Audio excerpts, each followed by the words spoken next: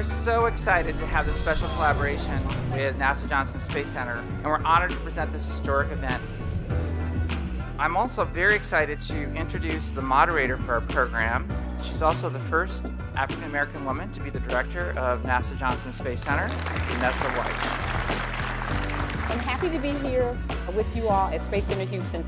Today, we're going to hear from former and current astronauts who will share with you their own journeys to space.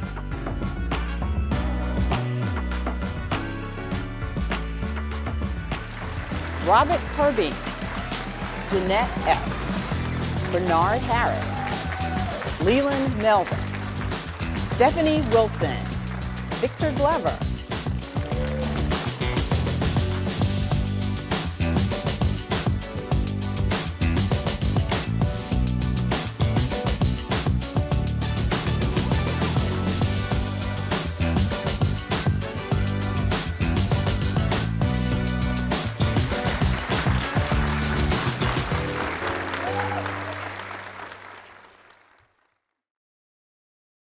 I'm going to start with a question, and I'm going to throw it out and would like for everyone to have an opportunity to give a response.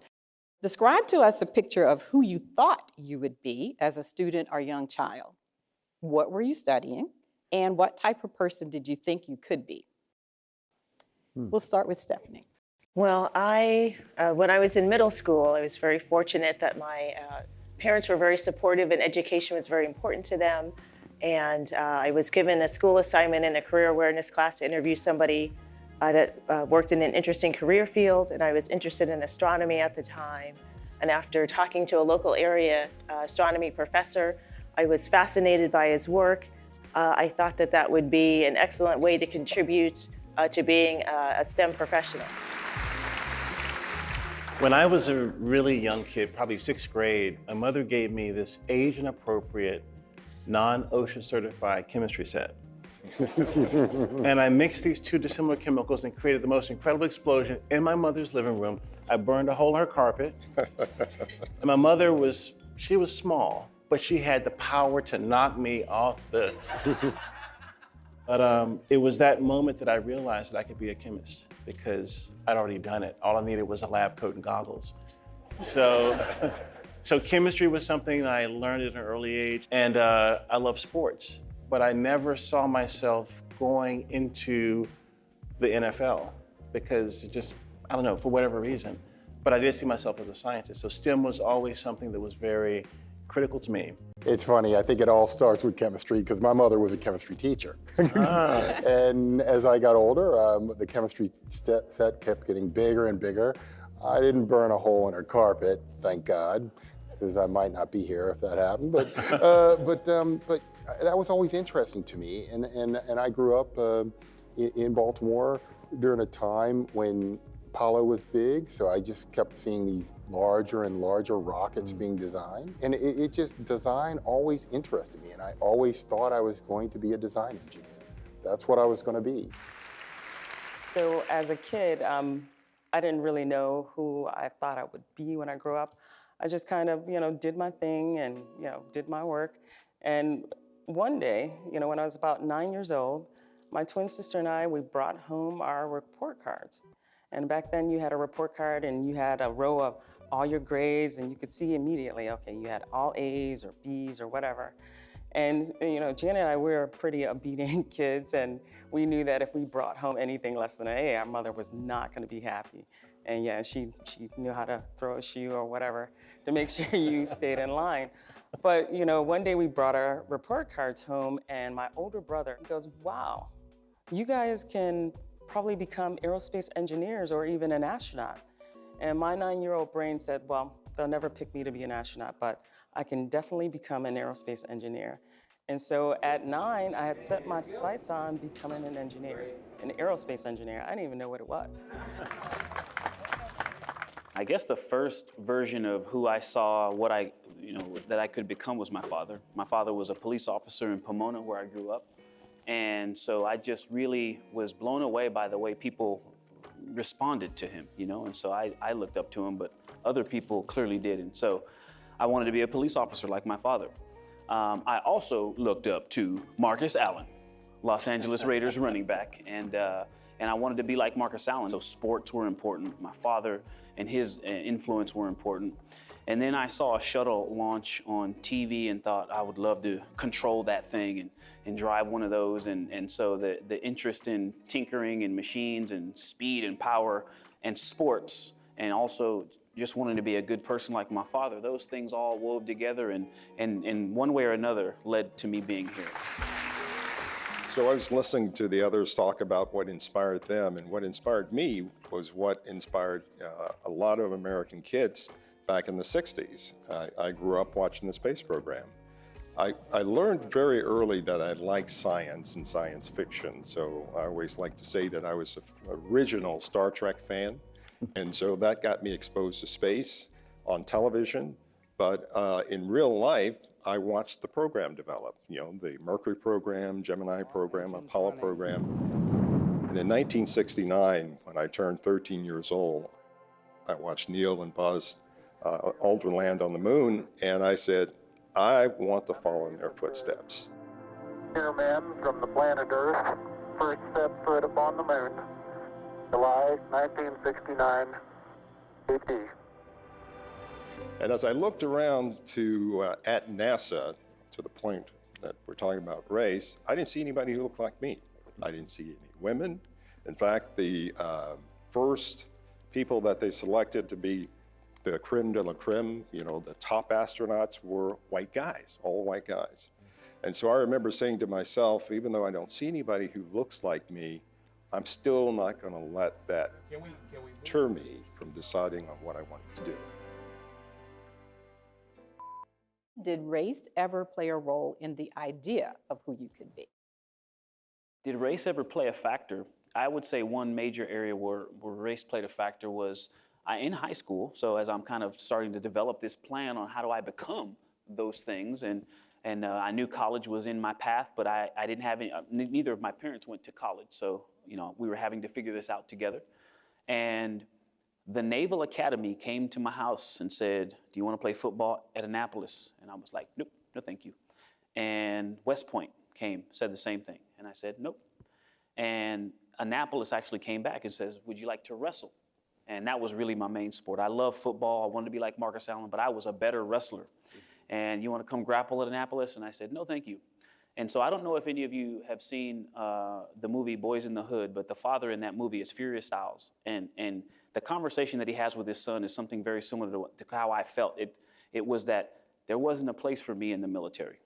And so I go off to college, and one of my mentors, I'm in his office waiting for him to come in. He's one of the few black faculty members at my university. And he comes into the room, and as he steps in, he is in this full regalia, the black suit with the gold around the wrists and the hat. And I was like, wow, sir, when did you enlist? And he said, I'm actually an officer in the Navy Reserves. Boom. The next version of what I could become.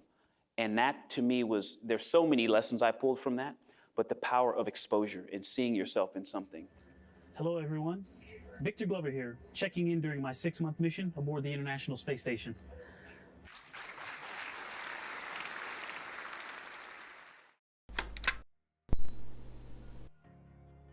When we were growing up in the 60s, it was interesting to see some of the greatest feats of humankind on the television, little black and white television, but turn the channel and see some of the greatest challenges that we had in the United States at the time. So, watching Martin Luther King at the same time we're going to the moon, it was incredible.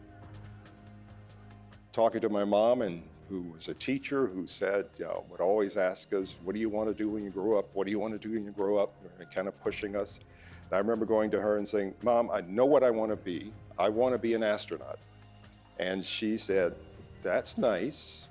And started to turn around, but then again, she turned back, she said, but if that's what you want to do, you can be and do anything that you want. Good time.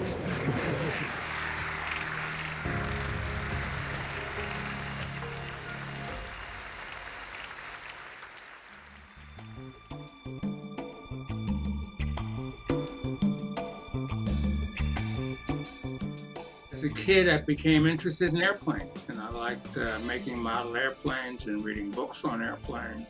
And I was fascinated by airplanes. And so that proved to be what I find later on to be my passion.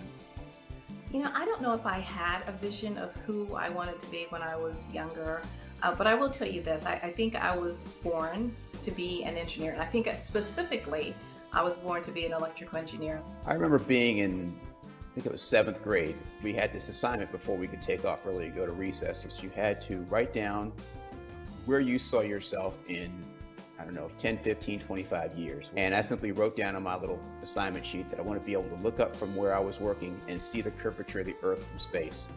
And I plunked that down on the desk and headed off to recess. My mother was my main inspiration. They discovered art when I was in preschool, and she had me in every art class that ever was. And she got me a library card when I was 4. And we had conversations, and she would talk about astronomy and orbital mechanics and space. I grew up in the segregated South, so I am a son of the South, if you will. Blacks and whites went to separate schools and had separate facilities and everything. But in the mid-50s or so, there were lots of programs on television that talked about life in the military and actually promoted the military. So that's where I saw the Naval Academy. I fell in love with the uniforms more than anything else, and the beauty of what's called the Yard. It's the campus of the U.S. Naval Academy. And it didn't hurt that all the pretty girls from all over the Northeast came there on the weekends looking for husbands.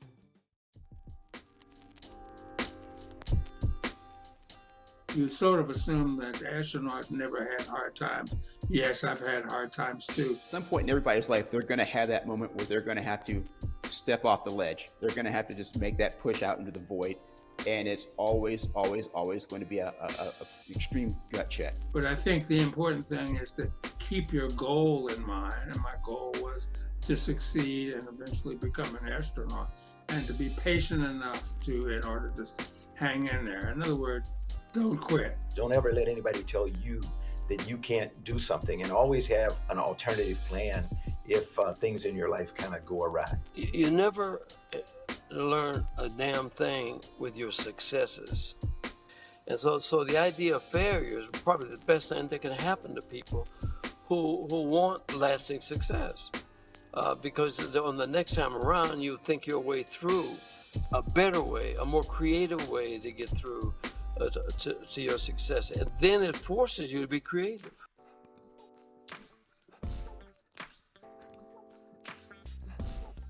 Well, I feel very honored to be the first Black astronaut to fly in space. And in that role, one of the things that I wanted to do is not only be a role model for African Americans on the ground, but also be a leader in helping pull other Black astronauts into space with me. It is hugely important to see people who look like you and who can inspire you, especially in fields that you want, because it shows you, I mean, right there, the people that are there that you can touch, that you can feel, that you can reach out to, that you can talk to, that, you know, if they can do it, then there's a chance for me to do it too.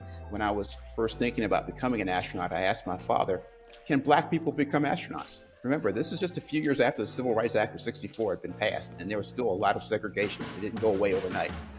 And he looked at me, he says, not only can you be an astronaut, there have been people, Black people. There was at least one Black pilot who was selected to be an astronaut. But the fact that he had gone out there and had blazed that trail meant to me as a 5-year-old boy that there was no limit. Nobody's going to stand in my way. The only way I was not going to become an astronaut is if I decided not to become an astronaut. And I needed that role model out there to inspire me. I have a connection to all the African American astronauts because in some way either we were in the office together and so we share experiences from that, or they came before me and I met them, and it's just a small sorority/fraternity, and we try to support each other, and we get together every once in a while and talk, and so it's a great group to be a part of, and I appreciate each and every one of them.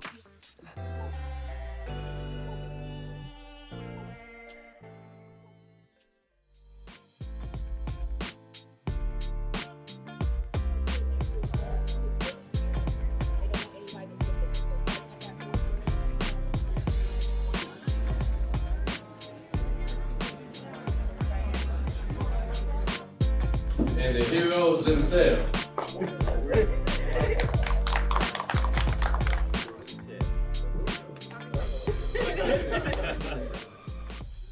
I want to frame this as this is all about you guys because you are our future.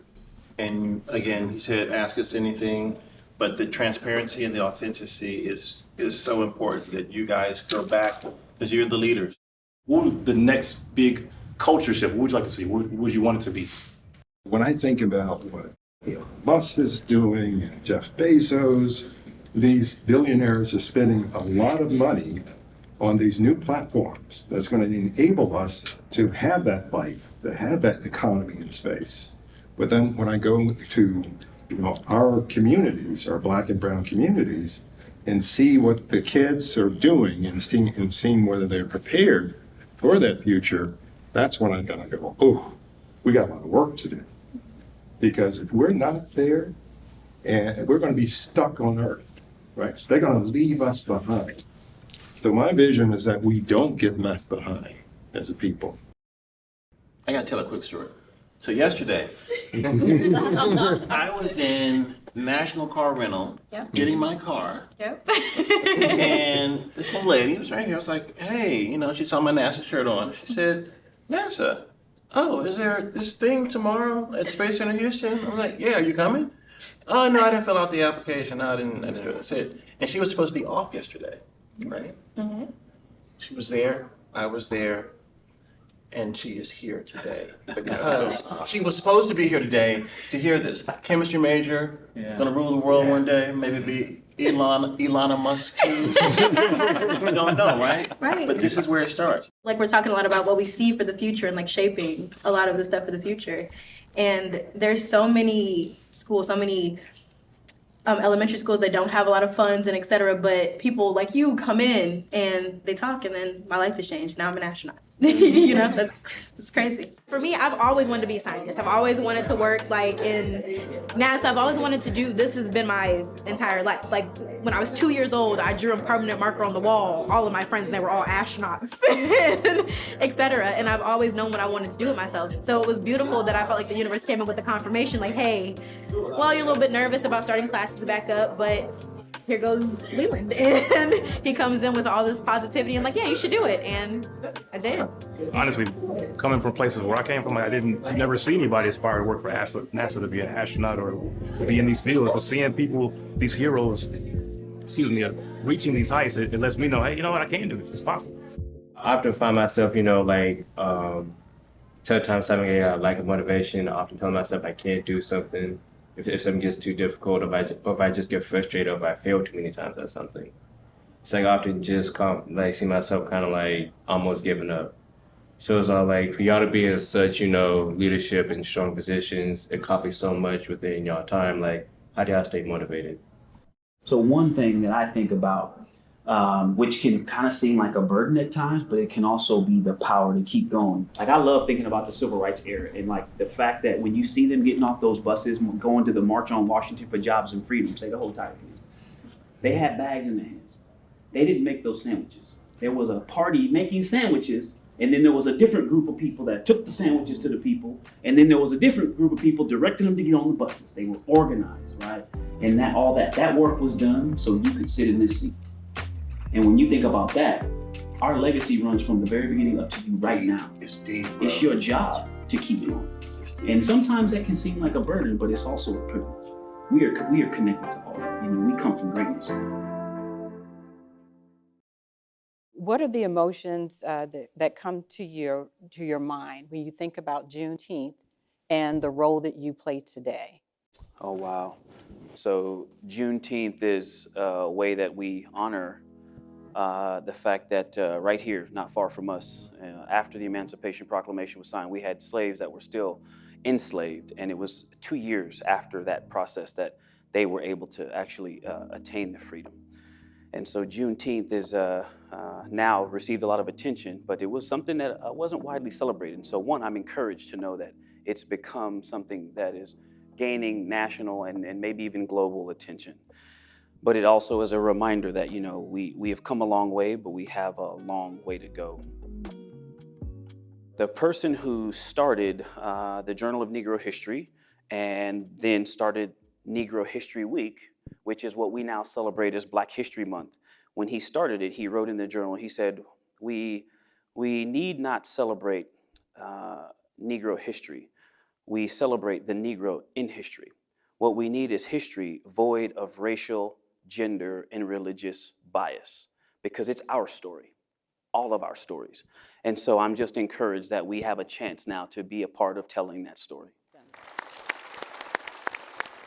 So Victor, I'm going to ask you, what strategic steps are needed to offer more persons of color in more active roles? There's a lot of things we could do, and we don't have time. We could take all the time we have today to talk about just what we can do. But one thing that we must do is those of us who are already in this enterprise, we have to go and, it's not just like encouraging you. I love this saying, we say that we have space for you. Listen, we need you. We need you. When the baby boomer generation retires, the science and technology jobs that are going to go away, if you look at the university students in undergrad and graduate school right now, we don't have enough of you in science and tech to fill those jobs. So we need you. It is a national security imperative for you all to become the best you can be so that we can keep doing what we do. And so we have an audience with students, and I know that they want to hear about your space time. So what was your most challenging time in space? Can you tell us that, Stephanie? Probably my most challenging time was during the STS-120 mission. We were building the International Space Station. And so we were bringing the Node 2 module to the International Space Station. Solar array deploys starting on my mark. 3, 2, 1, mark. And it's a smaller module. It's a connecting module on the end of the US laboratory, but it allows our partner laboratories to have a connection point on the space station, our partners from Europe and Japan. And during that mission, we had installed that module, and it also required reconfiguring the electrical system. So we had to move one of the solar arrays from a central position to the end of the truss on the space station. And in order to do that with the robotic arm, basically have to fold up the solar array, move it with the robotic arm, and then extend it, re-extend it. And during that extension, we had a dynamic event. Houston Alpha on the big loop. We detected some what appears to be a wraparound or some damage, and we're zoomed in on it on camera 24 right now.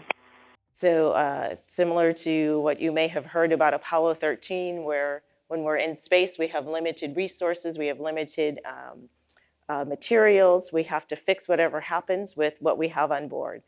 Because of this relocation, it was hard for spacewalkers to reach, so we had to do something that we had not practiced before with the robotic arm and the boom sensor system that we used at the time for the orbiter. We hooked those two together, put the spacewalker at the end, and then sent him out to the work site with what we had fabricated on board, these cufflinks to tear across, to drape across the hole, to give the panel system additional rigidity so that we could continue the extension. So I say all that to say we worked together with our mission control team to come up with a solution, but we had to use the resources that we had in hand, do robotics and spacewalking operations that we had not performed before, and rely on each other's and our skills. It's a good day's work right there.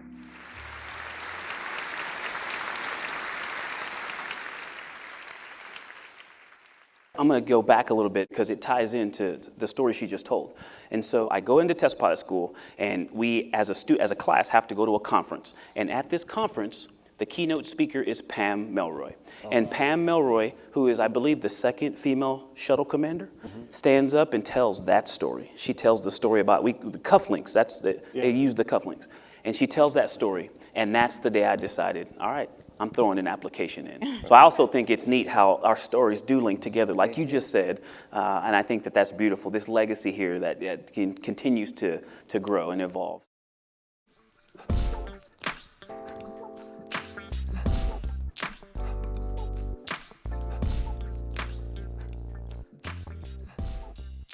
I found myself immediately thrown into a leadership situation for which I was unbelievably well prepared, but I didn't know it. because my idea of what I was going to have to do as a leader, as the leader of NASA, the leader of human space flight, the leader of science, the leader of space stuff for the whole world. If you've ever heard of, there is something called the imposter syndrome. It's a feeling that people get, I get all the time, that you don't belong where you are. And it's really important for you to recognize that you're suffering from the imposter syndrome, because it is a syndrome. It's not real. You do belong where you are, but you have had people put doubts in your mind for so long. And I had grown up in the segregated South, where I was taught to believe that things like being the NASA administrator or like being the president of the United States were not things to which I should aspire. That's not what Black people did. Where I thought I didn't belong, it turned out that not only did I belong, but I tended to, some people will say I excelled.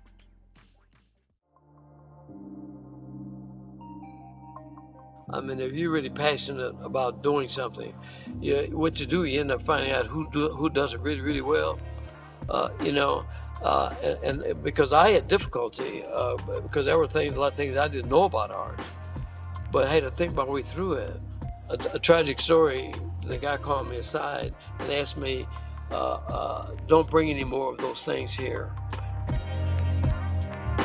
So now I had to be creative. Oh, really? So I went straight to the bank and I borrowed $60,000 and built a foundry. And I didn't know how to build a foundry. So I went to the people who make foundry equipment. And then when I got to the molds, I didn't know how to make a mold. So I went to the people who sold mold material, because I have to do it myself because the larger community won't do it for me. So I've done that throughout my entire art career. If they close a door in my face and I go open it.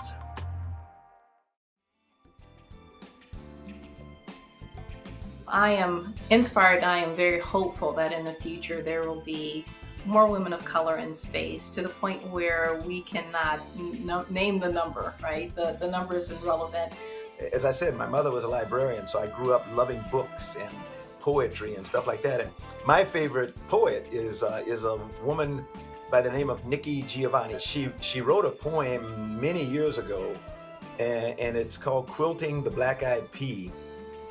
We are going to Mars. And this was before we started talking about taking trips to Mars, because in it she tells why Black people, why people like me are ideally suited to lead the path to Mars. Quilting the Black-Eyed Pea, we're going to Mars. We're going to Mars for the same reason Marco Polo rocketed to China, for the same reason Columbus trimmed his sails on the dream of spices, for the very same reason Shackleton was enchanted with penguins, for the reason we fall in love. It's the only adventure. And that's the way the trip to Mars is going to be. We're going to be holed up in our spaceship, and the first few days we're going to be able to look back at our planet Earth and we'll see this little blue dot.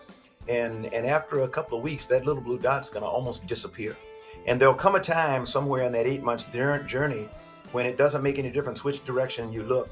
You're not going to know where you're going, and you're not going to know where you came from, because it's all going to look just kind of woo. It's going to be black.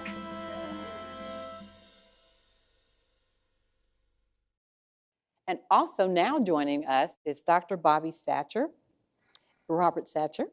and he has logged over 259 hours in space and is currently a doctor in surgical oncology at MD Anderson. So thank you for joining us.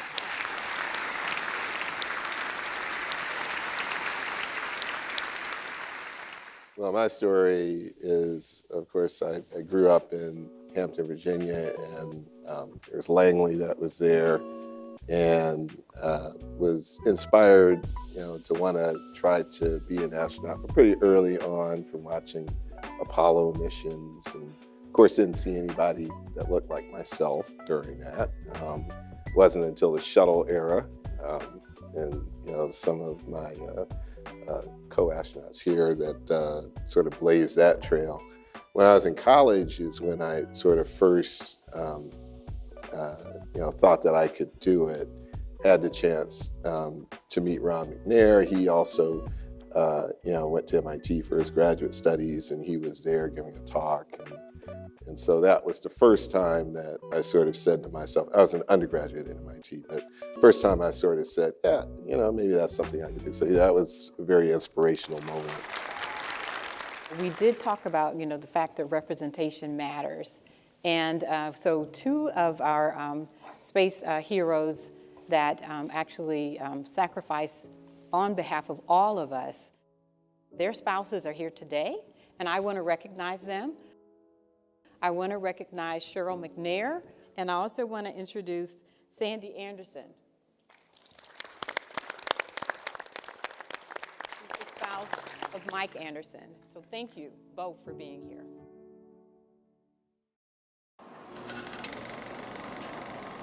And Jeanette, want to bring you into the conversation. All right, well, my journey is very similar to everyone's here, but there's always these different nuances. We were talking earlier about, you're going to have things to get through, and I think all of us had similar experiences. And, you grew up in segregated areas, and things happen, but I always focus on how do you handle those things when they do occur, because they're going to occur. There's a verse in the Bible that always says that, in this world, you're going to have tribulation, but take heart. I've overcome the world. And so that just tells me that troubles are going to come. And so how do you handle those? And, having a sense of self and knowing who you are and what you're capable of and not letting people feed negative energy into your life is hugely important. But also being a proactive person rather than being reactive has been things that I've stood on for my entire career. I'm like a Black female aerospace engineer. There was no one that looked like me in aerospace engineering, but that never even dawned on me until I left there. These are the kind of things that I always love to tell students, there's gonna be times when you have to figure out who you are, and it's in those tough times that you actually really realize what you're capable of. I really appreciate that, because a lot of times as a person, you get stuck in this place of fear to do something. I don't know if I'm going to fit into this space. I don't know if I should be here. I don't know what I should be doing or how I should be doing it. And you don't do it. you just sit. And it's easy to do that when you don't have people around you. You're not meeting people who are doing things. I think you hit the nail on the head right there. It's all about supporting one another. There's enough threats outside of the tent to fill a whole day. So we have to support each other all the time. If we do that, not a whole lot's going to stop us.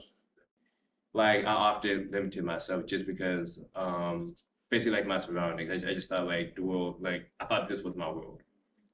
And like one thing I'm learning too is how like, a lot of stuff may come up and you may be in a situation where you may not know where you are or you can't even find yourself, but we can't give up. Like, we just can't.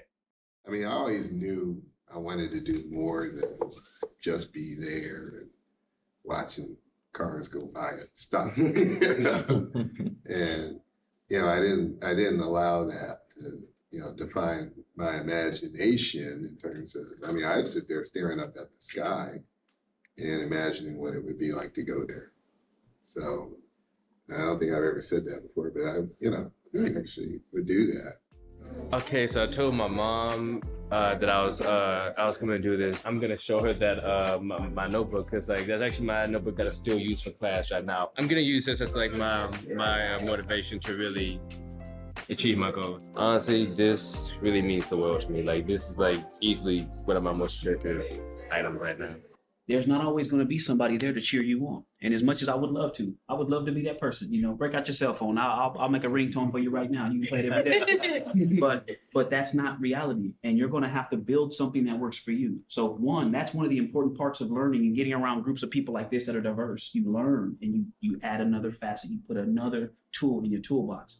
I always go back to like how my mother, she's very religious for a Christian household, but she always says walk by faith and not by sight, baby. Mm-hmm. So it's something that I feel like the Black community, we have a hard time with, because it's not only what we see, but it's what we're told from other people. So I feel like all of us can do it. I practice it, try to every day, because it's just so hard when the world's like telling you, you can't, or that's impossible, or are you sure you can do that?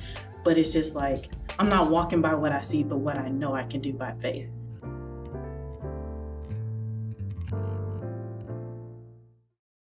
So I want to ask one of our astronauts to talk about his time doing a spacewalk.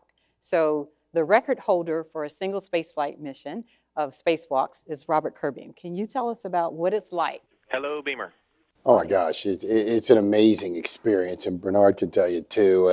So when I first came to the office, shortly after I came into the office, Bernard did his first. So Bernard blazed a trail, and I tell people all the time, that's the best way to go. You have someone else that blazes a trail, and you get to walk down it. so I'm very thankful for that. And then after him, Winston, and so that was a great part of it. But we always had this saying, you train like you fly like you train. And then the first thing they tell you is, but when you go on a spacewalk, something's going to be different than you planned. And it is so true. My very first spacewalk, so I'm out there doing my thing, trying to follow the timeline, and all of a sudden, I am reconfiguring some ammonia lines, and one of the valves that is supposed to automatically close does not, and starts spraying me with anhydrous ammonia. And sure enough, training takes over. And, it's kind of funny because I talked to the flight surgeon later. He goes, during the emergency, actually, your heart rate went down. And it's because, the hard work's really done before you go on the spacewalk, when you're getting ready for it. So when things happen like that and your, front of your suit has an inch or two of ammonia ice on it, and later on, you realize that you cannot go back in the spacecraft with this, so you hope that someone has a plan to get it off. And they did. But the lesson learned there is that, it's not actually the act of the event that is hard. It's getting ready for the event. Yep. And that's something I learned from Bernard and other people who told me, look, you have to work hard now so that the actual space flight and the spacewalk is easy. I mean, physically, it was not a big deal. Mentally, I was exhausted afterwards. Right. But worth it.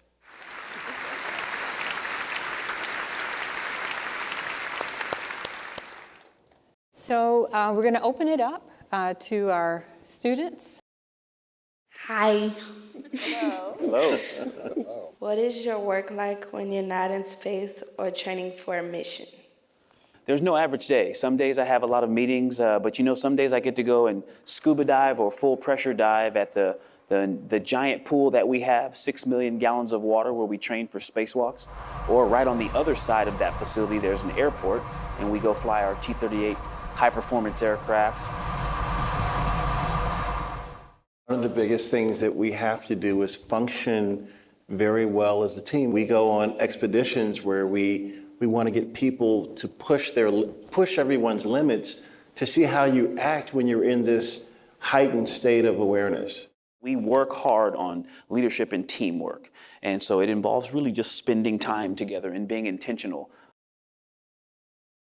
My question today for you all is, do you think everyone should have the opportunity to travel to space? That is a very good question. And the answer to it is yes. Let me fill in the blanks.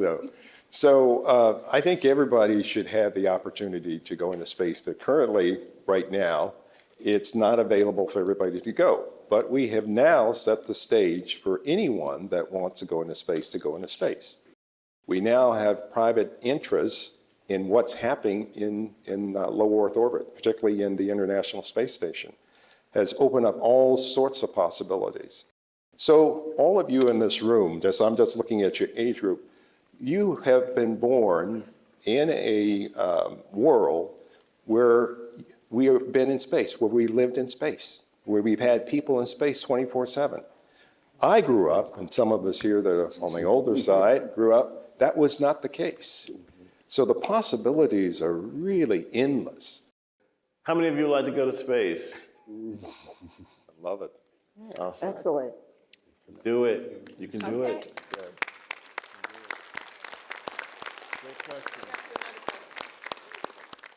In space, you're away from family and in a new environment. How are you physically and emotionally affected? How do you deal with being homesick? I haven't even been back on Earth for a year yet, and that's just a sentence that starts with, I haven't been back on Earth is pretty cool. And the isolation is one piece. I live in this pressurized can, a big can in space, because right on the outside it's really hot or really cold and there's no air, right? So the fact that you're isolated doesn't mean that you have to be disconnected. And so the connection to your family is something NASA takes very seriously. The video just doesn't do it justice. It is pretty amazing though. One of the most amazing things about his mission was that Stephanie organized a Zoom call for us, all of the Black astronauts, to talk to Victor while he gave us the tour through the space station on an iPad. And he was in space at the same time that, we were coming with the deliberations of George Floyd, and we had all these things that we were thinking about down here on the planet with COVID, but having this connection with our brothers and family and people helped us all get through things. What boundaries did you have to overcome becoming an astronaut, and what did you ever struggle in school at any moment in time? I lost my hearing in a training accident. I was completely deaf, and the doctors told me that I would never fly in space. And my hearing started to slowly come back in my right ear, but only in the speaking frequencies. And they said, you're medically disqualified, you won't fly. But I've always believed that if you keep trying, like the little engine that could, I think I can. Your mind has a way, I'm not a neuroscientist, but your mind has a way of fixing your body, if you believe in it enough. You need doctors, you need other people, but you have a great stake in helping prepare yourself by the way that you have your outlook.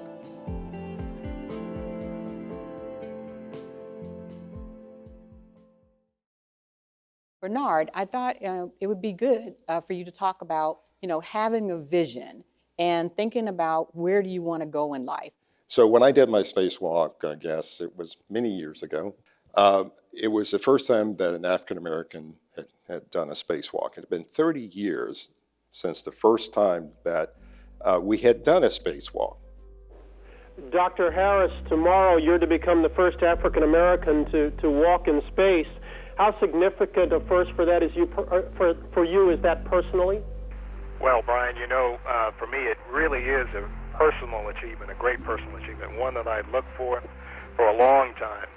And I think it's kind of ironic that during this month, this is Black History Month, that we're celebrating the contributions that African Americans have made to this country. But I have an opportunity to walk outside in space, that is, an EVA. I get emotional when I think about it. And I'd like to dedicate this spacewalk, my first spacewalk as an African American, and as an African American, to all African Americans, to African American achievement. And so, of course, I got the commensurate call from the president, and that was President Clinton, and he said, Dr. Harris, I want to congratulate you on being the first African American to walk in space. And I remember preparing, knowing that he was going to call, and I said, what the hell am I going to say to the president? Because everybody's going to hear, Mission Control and the rest of the world. And so I said these words that you've probably heard many times before. I said, Mr. President, thank you for the honor of your call, but I have to tell you that I may be the first, but I will not be the last. Amen. Yeah. And listening to Bob Kirby now holding the record, that was true. So what can I say to you that will inspire you? And maybe this statement, I believe that there are three things that I know about everybody in this room. Three things. And if you adhere to these three things, you can accomplish whatever you want to do in life. Those three things make it possible for you to do anything. The first thing that I believe, and believe in you, is that I believe that everyone is born multi-potential, with the ability to do anything that they want to do in life, anything. You have to figure out what that is. You have to discover that very early, as we all did. Number two, I believe that each and every one of you in this room is multi-talented, but we have something called a brain where we can learn additional talents, and that's what education is all about. So that's really important, right? And the last thing that I believe that's really important for success in life, and that is, I believe that each and every one of us were born for a reason. There is something that you are supposed to do, or some things that you are supposed to do in this life. Now, all of those require what? They require an active person, someone thinking, you figuring out who you are, where you are, what position, setting goals, dreaming, finding people to help you along, finding mentors. And so it not only requires inspiration, but aspiration that comes from you.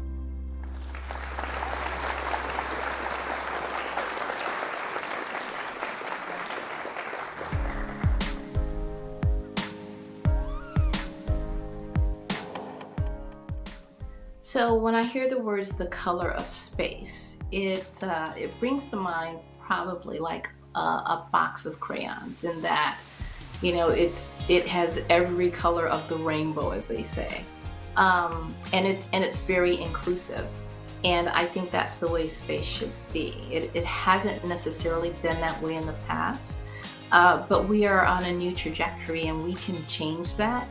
So when I hear the color of space, the first thing that comes to mind is a standing joke between Leland Melvin and myself about when he was going up on his first flight. And because we go down the hall and I'd raise my fist and I go, "Keep space black, Leland, keep space black." And that went on between us. And when I was in space, I sent an email back to him and said, "So, doing my best to maintain the blackness of space for everybody." You know, the color of space, it's interesting, the theme of this whole celebration is the color of space. Space is black. It's except for where the stars are, it's the absence of light and the inability to know where you're going. And the people that I consider to be the best qualified to get there are people who look like me, who, in spite of all adversity, in spite of knowing whether they're going to live or die or make it to the next day, persist in being people who are eternal optimists. I know that you have taken away many, many, many life lessons from these wonderful heroes. I want to thank our panelists. I want to thank the audience for being here and being a part of this very historic occasion.